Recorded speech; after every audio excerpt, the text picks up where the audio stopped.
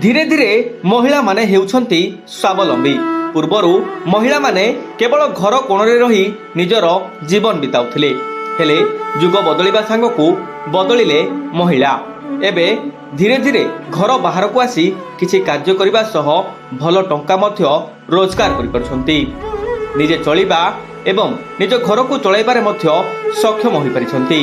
सेथिपाई तो कुहा जाइछि वर्तमान जुगरे नारी अबला कि दुर्बला नुहे, बरं नारी होछि सबला।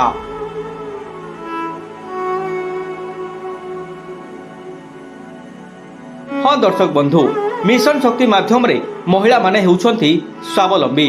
आउ विभिन्न एसएचजी ग्रुप माध्यम रे ऋण नै किछि ना किछि व्यवसाय करी हेउछंती रोजगारक्षम।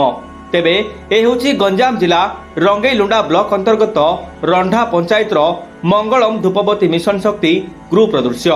ए ग्रुप रो सदस्य माने निकटवर्ती अंचल विभिन्न मंदिर फोपाड़ी दिया जाइथिबा फूल को गोटाई आनी सेथिरु प्रस्तुत करुछंती धूपकाठी।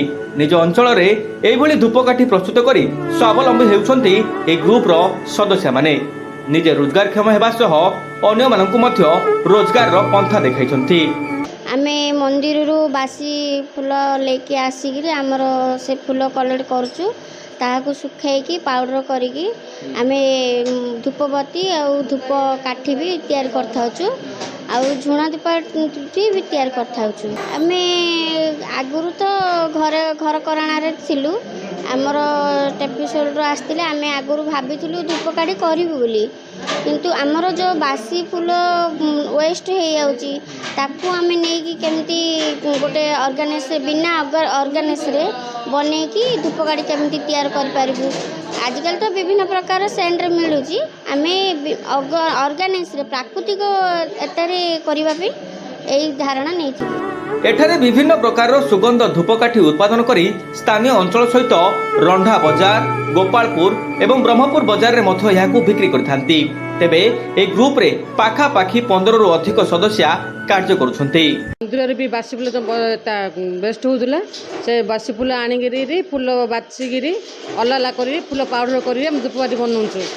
वर्षे हला भी ट्रेनिंग नै सिखुथुलु, एबे किंतु 5 पैसा रोजगार पाउछु। आगे किछि काम करनुथुलु, एबे भी 5 पैसा मिलुछ। आमती दिन 10 किलो 15 किलो धूपकाठी बाहर करछु।